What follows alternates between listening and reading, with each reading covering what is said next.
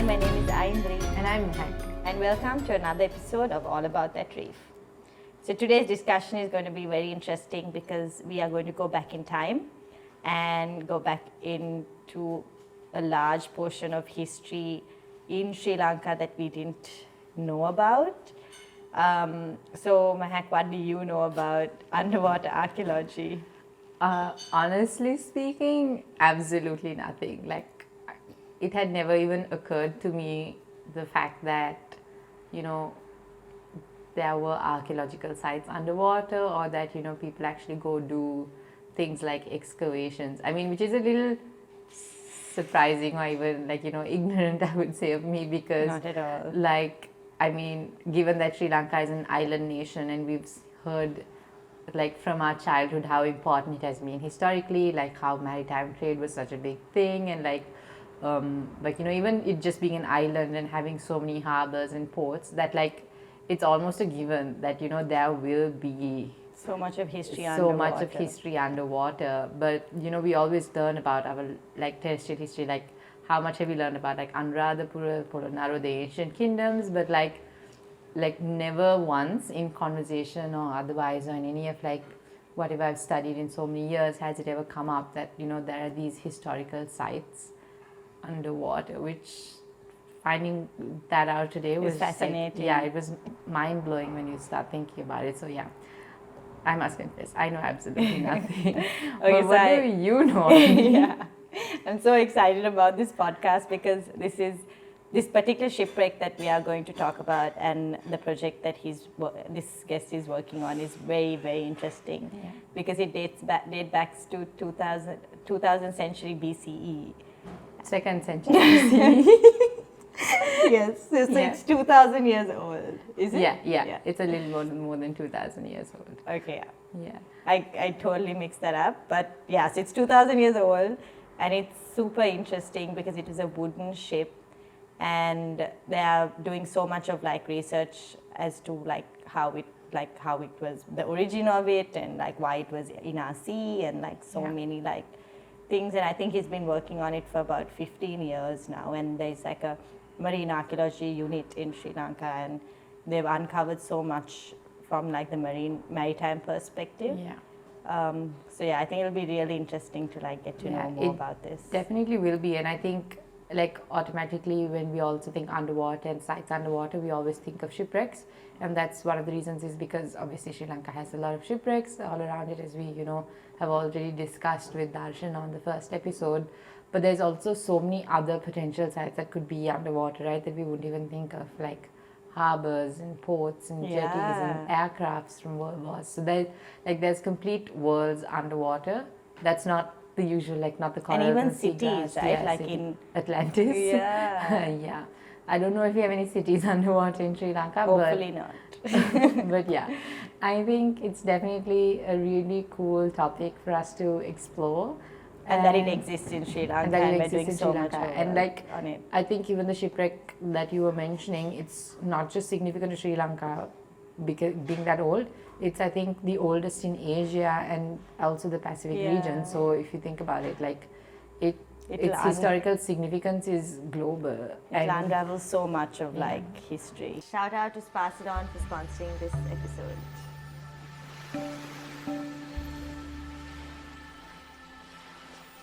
And now we're back. Hi everyone. Today we have joining us Mr. Rasika Muthucumarana, who is an Archaeology Research Officer at the Maritime Research Unit. Thank you so much for joining us today. So Rasika, you have been instrumental in establishing underwater archaeology in Sri Lanka. So tell us a bit about how you started and how you got into underwater archaeology. It's kind of a 20-25 year story. I'm just an archaeology undergraduate at that time, but at that time only introduction is available at the universities. No course, no marine, no underwater archaeology available teaching or practically. So we just had a introduction, and we had in University of Peradeniya, we had a lecture. I had a lecture Dr. Moira Tampo. She was a kind of a part of a marine archaeological research. Just happened in 1992 to 1995. So she was a part of that team. So she gave us a good introduction. But we, at that time, it's kind of a far away thing, like it's a dream kind of. And we were not that interested on that because we were all focused on terrestrial archaeology. But again, in 1998, we were sent for a field archaeology to get an experience. That was on Tisamaharame and Godawaya. So Godawaya is very close to the sea. It's an old harbor site. At that time, we were not that interested on that area, but we were working on there. So the sea and kind of how the terrestrial archaeology is combined or joined with the sea trade and marine side is a little bit went into our mind. So that was kind of a first exposure. And after my graduation, I wanted to start working in archaeology field. Then I went for a Central Cultural Fund to get a training. They recruit graduates as graduate trainees to give a practical knowledge and training. At that time, we had that opportunity to go to Anuradhapura, Polnaruwa, or some other terrestrial site. And at that time, the director development, his name is Mr. Hettipathirana, he told me my thesis, final year thesis was about archaeological photography. Then when he realized that, he told me there's a new project is starting on Galle. It's a kind of a foreign collaboration project. And would you like, they are seeking for a underwater photographer. Oops, that's something. Very but that clicks into my mind that what I have been introduced in the university about marine archaeology. So I just jump and grab it, the opportunity. So I went to Galle. They were starting a new project. It calls the Avonster project. It was a Netherlands Sri Lankan joint project, and they were just starting the project. And I went there and start my training. But at the moment, they were recognized me as a trainee who come for underwater photographer. Yeah. They didn't realize I'm an archaeology graduate. When we start day by day, and then they realized I'm also an archaeologist. Yeah. So they liked that idea, and I had this opportunity to start. So that's how I start my journey. Yeah, it's kind of a long time ago, 2001. Yeah, wow. That's in Galle. Yeah. How funny how it changes course like after you finish your degree. And yeah, it's like nice that like something that you sort of only thought about as like a distant reality, you know, eventually led yourself there. So can you tell us a little bit about what your typical day or your normal day as a maritime archaeologist looks like? Now I come for after like 20 years. Yeah. Okay. So a typical day on when we have field work, unless we were in the office doing a lot of research, reading, computing things. But in the field session starts, it's kind of a different day. So it's starting on the weather, the sea conditions. So we plan the day in the early morning. Sometimes it will be the afternoon, but basically more than 80% it will be daytime and early morning. We go for a dive. So it can be in Galle, it can be in more south to Godawaya side, Hambantota, it could be east coast or the north coast or northwest Kalpiti area, or in the west coast. So it's depends on we were diving and doing our field work all around Sri Lanka. So it's depend on the time and the month. So we will be there. So the whole team, we have a team of 8 at Central Cultural Fund, Also we bring archaeologists from Department of Archaeology, and also from, there are few in the university. They were all worked with us long ago, but they are in new positions, new departments in the universities. But when we are working, they all come together and work. So going for a dive, could be sometimes it's we are having a long dive day, sometimes very short. When we working in a Galle, we start around 9:30. We go for the sea. In Galle area, the shipwreck sites are very close, so it's like our home now for 20 years. So we go for the shipwreck sites. We do the documentation, maybe sometimes excavations. Mostly we do the documentation, do the recordings, and come after dive. Yeah. But it not ends like that.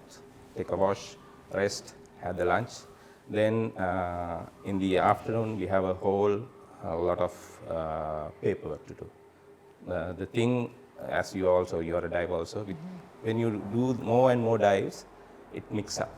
Okay? Yeah. Now, if you ask which day you went do this, I don't remember. So it's logging these things Yeah. is very important. Yeah. Unless it's all diving, I don't remember which day what has happened. Yeah, data I have- management. Yeah, it's not data management. It goes all together now. Yeah. Can't separate it. So it's better if I want to know last year in April where did I dive, I have to seek for my dive log, unless I don't remember. Yeah, of course. Okay, so that's also for ourselves, and also for the official purposes, and also for the research and documentation. We have to write everything. Yeah. Okay, do the drawings, do the sketches, put the photos and videos in a separate folders on that day. So these are the kind of work, and in the end, we'll get all tired, like we were in the office and all the campsite. So the whole team get rest after that. So then the next day, start with the same routine. This is about the Typical day. in diving season. Okay. Yeah. Okay, so you mentioned Godawaya a few times, and we'll explain to the listeners what that dive site actually is. So Godawaya is one of the oldest shipwrecks in Sri Lanka and in the Asia Pacific region, and it is known to be dated back to the 2nd century BCE. So you have been working on this project, the Godawaya shipwreck excavation project for about 16 years now. So tell us a bit about the project and what discoveries you all have made as of now. I think it's kind of a national treasure for us. Yeah. This is the 2,200-year-old wooden shipwreck is in this region, the whole Indian Ocean and the Pacific Sea also. This is the only one that old. Okay, so it's a kind of a national treasure, and it should be given the priority to do the research and archaeological excavations. So Godawaya is a small village, a fishing village in a bank of the River Galle. The estuary of River Galle. It flows into the sea very close to the Godawaya village. So there's a temple there, very old temple, and there's an inscription there. So in that inscription, it's dated back to 1st century AD. Okay. So in that inscription, it particularly mentioned about the seaport and the taxes collected from that seaport. And the taxes were given to the temple. So it's all in it's very short inscription on a rock, and it's mentioned about the port, the taxes, and the king has granted that to the temple. So it's kind of a information that the Godawaya had a kind of a seaport, and it's not just a small port or ordinary port. Collect taxes. So it has some system there. Yeah. So because of that inscription and the temple, that area is very archaeologically significant. Not maritime archaeologically, but there were a lot of archaeological excavations going on there. As at, in 1998, I was part of that excavation also. So, taking count into that inscription and the information on Godawaya, we did a research around that sea area.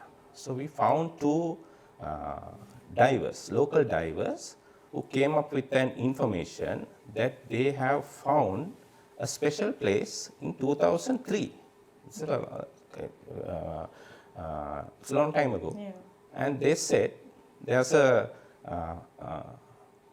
in a deep sea, 6 kilometers away from the land, they found a place with a lot of pot shards. Okay. A strange place. Hundreds of pot shards were all over the seabed, and there are some unusual objects, some stone objects there. Okay. So we asked, can we take us to that place? And they said yes. In 2008, following their guidance, we went to that place. And we found out that in 110 feet deep, 32 meters in a depth, there's a mound. It looks like there's some wooden pieces in there, and hundreds of pot shards around that mound. So we realized at a glance, this is not an ordinary place. This should be a shipwreck, and it should be old, or very old. Yeah. And we have this testing and analyzing a way of pottery, old pottery. Okay. So Dating? we Is it carbon dating? No, not carbon dating. It's comparative dating. Okay. So the shapes and diameters were all catalogued with the mainly from major archaeological sites like in Anuradhapura, in Polonnaruwa. When they found these pot shards or pottery, there's a way of making a typologies. So we can compare these typologies without doing any carbon dating or scientific dating. We realize the pottery in this shipwreck is more than 2,000 years old. So this is something new to us, okay? And new to this region also. So then from 2008, we did some research and brought some samples, and we did a carbon dating. And it came out that the site is 2,200 years old, and it's a wooden wreck, and it's a cargo wreck. It's like doing the ocean trade in the Indian Ocean, across the Indian Ocean. So from that till now, we are. It's not continuous, but time to time, when we have the budget, when we have the money, we do the field work, like in the COVID period. Like last 3 years, we didn't do anything. Again, we start from 2022 till now, continuously. We are doing this research and excavation, and I think it will go another 10 years. Yeah. That's fragile. Yeah. That kind of amount of artifacts, and we should be very careful. And we very recently we started to find small beads. Okay, it's very tiny. Like hundreds of beads can be gone without seeing it, noticed. That's tiny there. So we should be very careful, and it's time taking. And you know, the 32 meter is like a maximum 20-25 deco dive. So that's what we are doing at the moment. That's amazing. That's actually really incredible, and like it was really nice to hear you start with like talking about the inscription and the rock and the temple, and it just got me thinking, like actually looking at these sites and these historical artifacts, there's a lot that we can actually learn about. Like, you know, it's a door to the past, right? Like there's so much you can learn about like people's maybe behavior, or like how like their buildings were made, or like how their ships were made, or like what kind of equipment they used in the cargo wreck, right? So has there been any learnings that we've uncovered with the Godawaya shipwreck and like all the work that you all have been doing on that over the last so many years? Yeah, that's kind of a thing what we call the archaeology. It's kind of a storytelling, but you have to have the facts. Okay, the history is there, and it's the chronicles and the historical sources from other countries. It shows and tells us clearly about the sea trade and what kind of harbors and marine connections we have had in the past. But we need, for archaeology, we need material evidence. That's the main difference between history and archaeology. And archaeology is based on material evidence. If there's no material evidence, then it's kind of a historical evidence of historical stories. But to prove in archaeological way, we need material evidence. Okay, there's stories there. We like the stories. We like to prove them, but with certain scientific way. So just think, we have this. We'll come to Godawaya again. Like we have this 2,200-year-old wooden wreck there. Now the wood is gone. There's very small fragments are there. Okay, it could be not a big one. It's at that time 25-meter boat or ship is a big one. Yeah. So it can be like a maximum 30 meter. And normally it will be a 25-meter ship or vessel. Okay. So now in a 100 or 150 or 200-meter cargo ship, there's only less than 20 people. There's the first officer, second officer, the engineer, the cook, doctor, and few other people. But in a 25-meter small vessel, at that time they had more than 30, 40 people. Okay? So what they were doing on this small ship, the vessel, it's a very small area. Okay? 25 meter long is not a big one to say like 25, 30 people. Okay? And there's a cargo, and it should be gone for 3 weeks, 1 month. What they were doing, what their cultural events, what they were thinking, what their day-to-day, then you're asking me how they are my typical day-to-day life. What is their, what was their typical day? Okay. How they spend their free time? Okay. So these are the things that, apart from the material evidence, there we could find copper, iron, the glaze ingots, and the copper ingots, the grinding stones. They were all part of the cargo. Okay. Apart from the cargo, we might find other things that belongs to those sailors. Okay. With those little clues, we need to find more about their cultural social life. It's a kind of a detective work. Okay. The forensic, more than it's not detective or forensic work. Okay. But it will be, sometimes it will be very, very, very small piece of evidence. Okay. It's not cargo. People were living there, what they were doing, what they were bringing, their personal belongings. If you take, we go abroad, okay, or not go abroad, we go for a trip.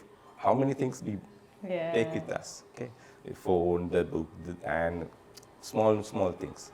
At that time also they were having these personal belongings. Where are they, those things? How we divide them? And we get 100 of pot shards. Okay, not all are cargo. How they eat, they drink, they cook, they use these kind of materials. But we have to calculate. Okay, 30 people, how much they need. Okay, then we have to calculate. Okay, this for their day-to-day usage. Okay, and there's another one. Please. They need to have storage, food, oil, water, wine, food, preserved food, grains, okay, to eat and drink. There should be another part of pottery or storage jars. And there's a cargo. So now it's all broken pot shards on the site, we have to divide this. That's kind of a work we do. These are our research, and that's something we like and we love in archaeology. And also, we are talking about all of this, if you're doing it underwater in such That's harsh literally what I was conditions. thinking. And obviously, there's so much of other aspects to it while looking for all of these artifacts and trying to figure out, like, even when you said, because it's a wooden wreck, so wood degrades so much faster underwater. So even you finding that bit of like wood, it could degrade so fast. And imagine that wood is 2,200 years old. That's insane. Yeah. And when you talk about cargo, like when we think about cargo now, it's always like, you know, maybe cars or Metal. like something to do with like more like advanced technology or like cargo that's way more advanced to 2,000 years ago. So Yeah, it could have been even like sand they were bringing, or like even like, I mean, you said there was pottery, there was beads, so it could also be like trade. Yeah. I mean, it makes sense, right? Because Sri Lanka was like a center of maritime trade, and that's something we always learn about in history. That always we've been positioned in this very unique area. So it really, I mean, So you're the interesting. expert. What do you think they were carrying in their cargo? In this particular ship, now we clearly know they have iron ingots, it's like iron bars. Okay. As like- Cylindrical money? bars. No. The raw iron. Okay. Okay. So these are cylindrical bars. There's hundreds of them. Now you can't see the iron, but we only can see the corroded outer crust. Okay. Inside there's no iron, just a black powder, cream-like thing. That's the iron is gone. But there's a copper ingots, the bun shape, like 2.5 or 3 kilogram weighted, purified copper ingots, hundreds of them. Okay. And the grinding stone, you know, the miriska, and the hand stone. Okay. The grinding stone and the hand stone. When we first found these things, we thought these were from the kitchen of the ship that they used there. Now we're finding more than 20, 25 grinding stones unused with the hand stone.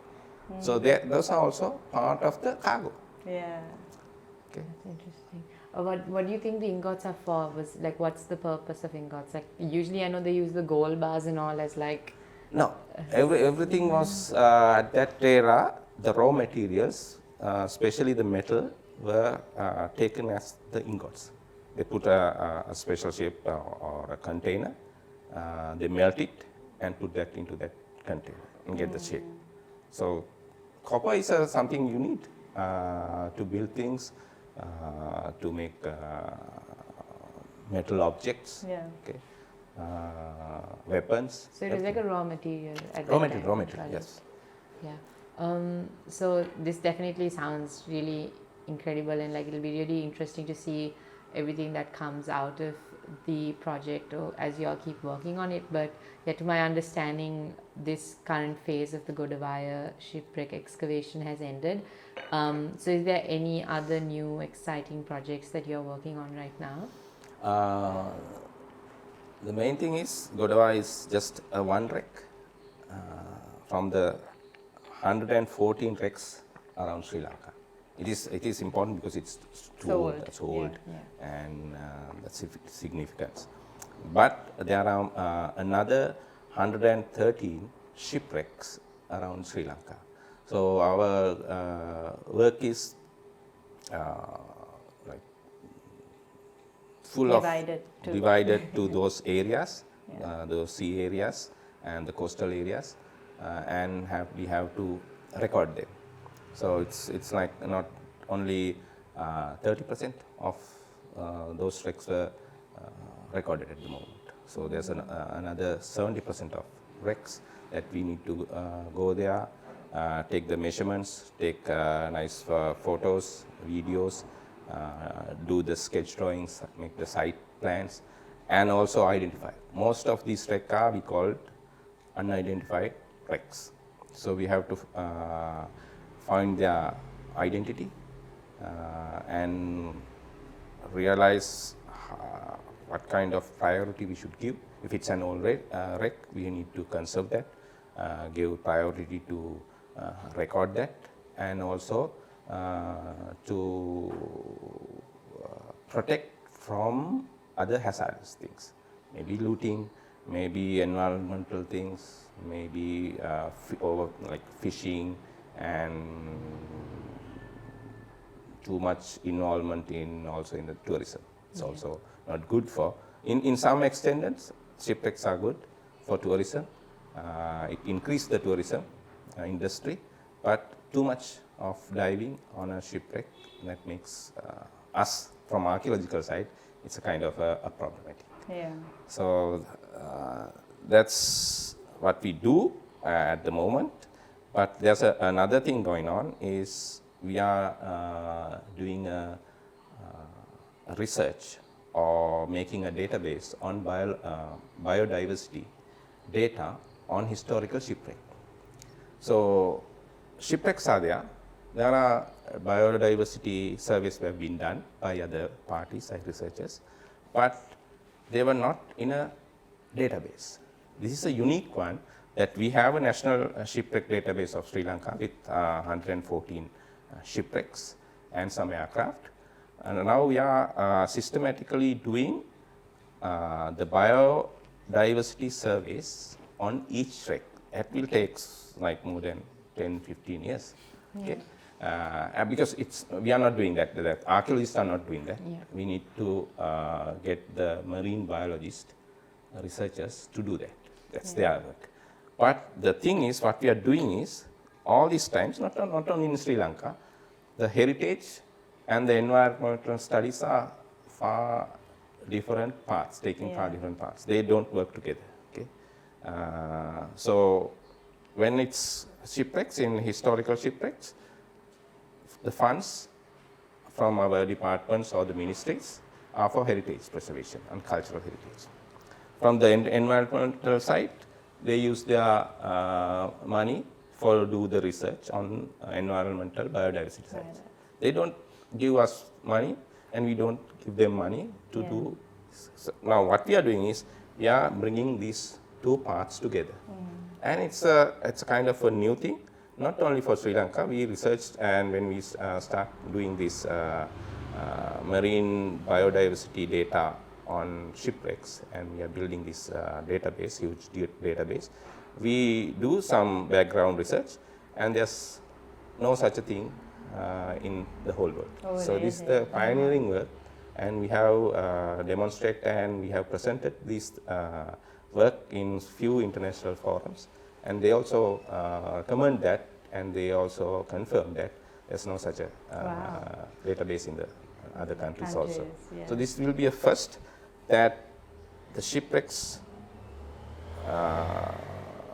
the biodiversity data, the species, the abundance, that's all things will be uploaded to each shipwreck.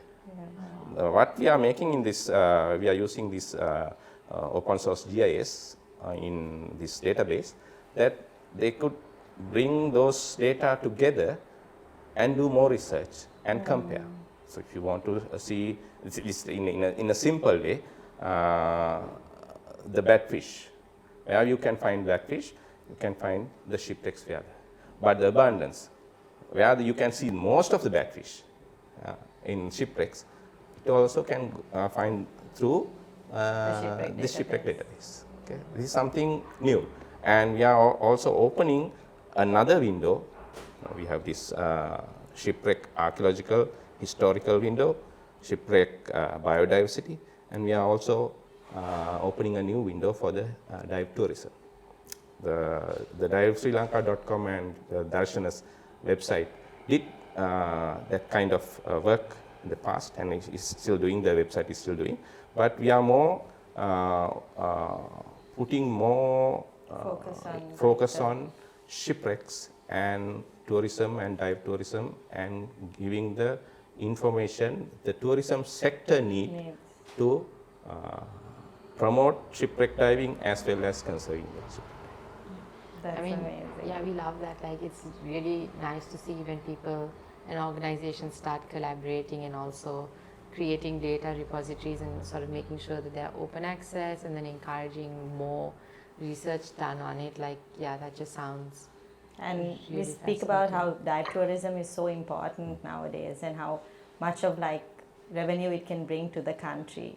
So it's amazing to see how like the work that you all have done and how much of work that you all are also doing, and to create this national database which will give so much of information to so many people Yeah, I don't and think so that many kind sectors. of, yeah, I don't think that kind of information even exists right now on any kind of Yeah. marine ecosystem, or like Which is even kind amazing. of like a national. I mean, we have the red list, but there is no really like species database across On any kind Shipwrecks, yeah. of, or just not shipwrecks, right? Like on Yeah. seagrasses or mangroves Yeah. or coral reefs, or like it really doesn't exist. So that's Yeah. really like exciting, I think, to know. It's also funny that it'll take like 10 to 15 years, because once you finish it, you're just gonna have to start all over again, Again. because the And it's biodiversity would 114 have shifted. shipwrecks, so it's a Yeah. lot of shipwrecks.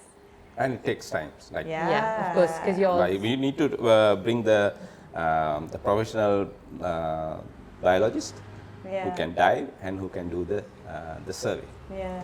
If we done or if we done it a wrong way, then there's no use of that Millions data. of it, Yeah, yeah. of So we need to be careful, and we need a lot of like time and funds to do it. Yeah.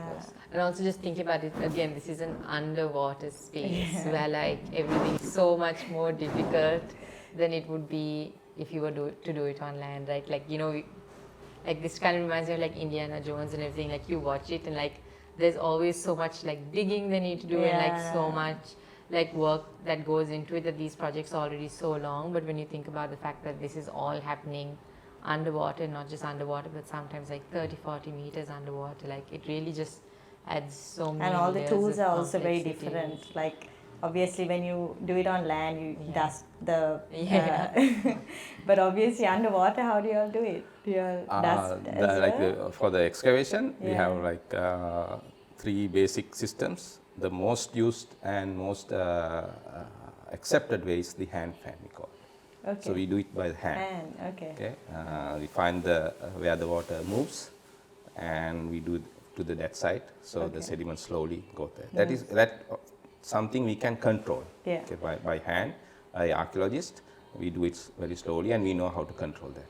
And there's also a dredging system using a water pump and sucks the dust and the sand with the water. So it also can be kind of a control, but we take it a little bit distance and we do the hand fanning. Then it Yeah. easily goes into that. Okay? But if there's a new sand, we can just suck it the sand. So there's also called another method called the airlift. It's also it's less control. It's too much suction.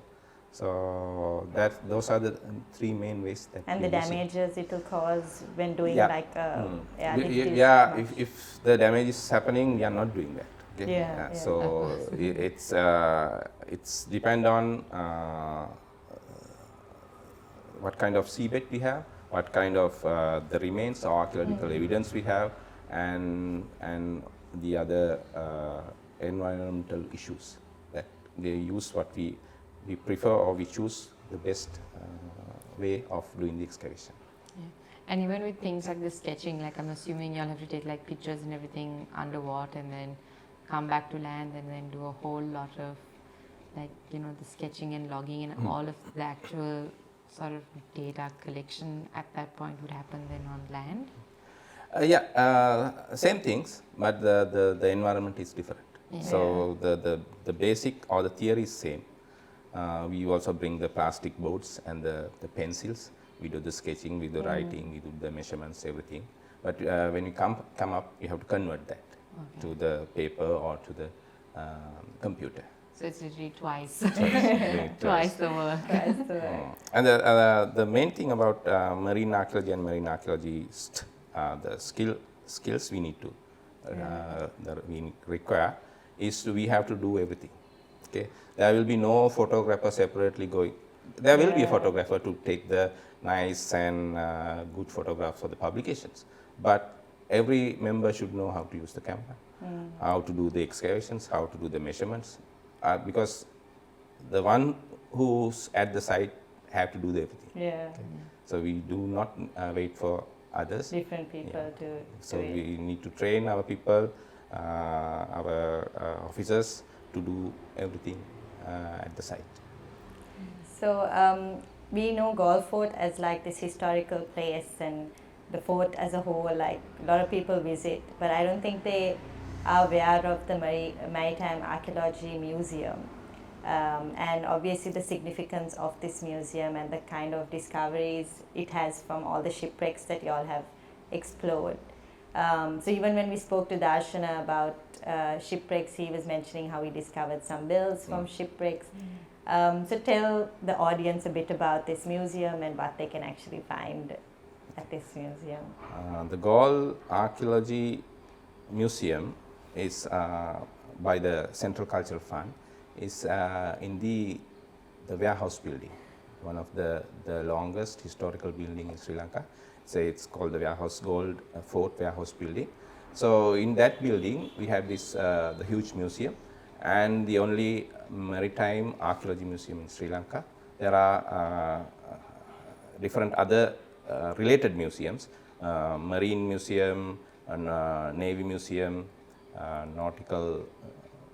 Naval Museum in Trincomalee, and Harbour Museum in Colombo. So this is the only Maritime Archaeology Museum in Sri Lanka. So it gives a cross-section of our relations from the beginning to the modern times. So how we started marine archaeology, what kind of research, what kind of things we have done is also displayed in the museum. But also the artifacts from various sites, various shipwreck sites, also from other countries, also displayed in this museum. There's also a separate gallery for the Avonster shipwreck. It's a Dutch shipwreck, sank in 1669 in Galle Harbour. We have done a nice 3-year long project from 2001 to 2005 and did the excavation and bring a lot of artifacts from that shipwreck. So all those things were put into a one gallery, and that's called the Avonster Gallery. You also can see this Avonster Gallery in Galle Archaeology Museum. And in very, very near future, this the Godawaya artifacts and the things we found and the history of Godawaya and the shipwreck will also be displayed mainly from next August. There will be a new exhibition starting on especially about the Godawaya. Do you have any favorite pieces or artifacts in the museum, anything that you love especially? Or you discovered? Or you discovered? Most of the things in museum are kind of things we discovered. Like I was working in Galle for like last 22 years. So, but also the museum is now going through a major transformation, renovation. We're going to change everything and bring up all these things. Also there is Darshana's, the bells from World War I ships in Colombo. These are also going to be displayed. There's a lot of nice artifacts, but things I like is there's called a candle snuffer, okay, in the Avonster Gallery. It's a kind of a Caesar, and it has a kind of a box in one end. So that's were used to in 17th century. The main source of light is candles, the lamps, mostly the candles. So in a ship, there should be hundreds of candles. Yeah. Okay, so there's a should be person or one or two person that should take care of these candles, and it will, unless it will be start a fire. Yeah. So you know, when we light a candle, it's not just be like that, still like that till the end. And at sea, Yeah. it's going to be even worse. So there's the person who is in charge of these things. They have to look for the over melted candles, terminate them, or make the what do you call this, the string, the wax and the string straight. So he can't do it with a stick or a hand. For one candle, he can do that. Yeah. But for hundreds of candles, he need an instrument. So that's the scissor-like thing is to do that. So if you are going to the museum, just go for the Avonsta gallery and find this candle snuffer. It's a kind of a nice instrument that I think the only place you can find or see that kind of artifacts is the Galle Archaeology Museum.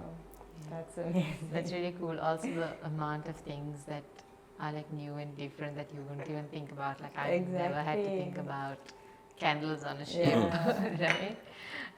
Yeah, And that's how old these wrecks are. yeah, that's really cool. I think so. If there is someone that was interested in pursuing underwater archaeology or like maritime archaeology, what advice would you have to give them? Not like our times. Now it's easy. For five of the universities now teach underwater archaeology. Wow. There's a contemporary, not contemporary knowledge is there, and it's a compulsory subject for students who are doing the special degree in archaeology. Okay, not only the old things and old stories and what has happened in maritime archaeology, the contemporary knowledge, research, and the theoretical side is teaching at the universities now. We also do the lectures at the university. So there's a path, but people or the student needs to have this passion for this field. It's not a easy path. If you love that, you will find the beauty, or you get in the lust of to this subject. So going to diving, going on the deep sea explorations is not an easy thing. It's a very tired thing. Okay. But we have a lot of freedom on that side, and we have to think of our maritime history not only by doing or diving and see the shipwrecks. Okay, how this connects thing. Okay, one thing we can think or realize is we were in a strategic location in Indian Ocean. Yeah. We always kept our friendship with all the countries. We didn't went with the war because the location in this Indian Ocean in the center, we need to have friends, not the enemies. So we had wars, we have political issues, we have everything in our history, but the Indian Ocean trade were continuously gone to the 3,000, 2,500 years. We kept that because we were good with all nations. That's everything. Just realize, without aircraft, starting from like last century, all our connections are from sea. Yeah. We are island nation. All our cultural affairs, political affairs, what we know, the religion, the philosophies, everything came outside. And we accept what like what we call this in these the ships. They brought the merchant, mariners, and monks. Okay, these are the three groups of people that make our country, our culture flourish. Okay, they brought everything. Not brought. We also send many things, many cultural, religious, ideas, political things. We also send to the outer world, and also we accept. Okay, we in a harmony with everyone, in all the cultures and all the religions and all the people. We stay there and in harmony, in kind of way.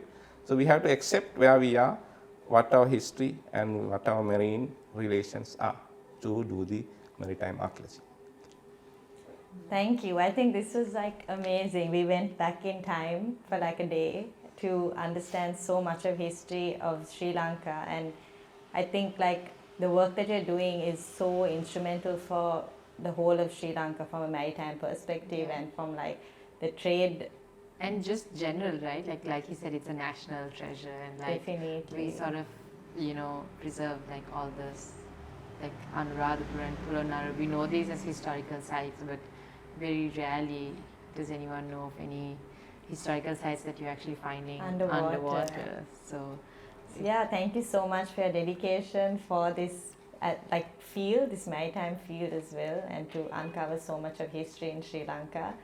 Do you have any one advice to give anyone who wants to get into the field, or any other?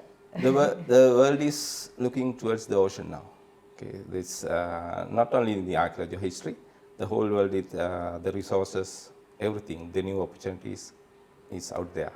So we are an island nation.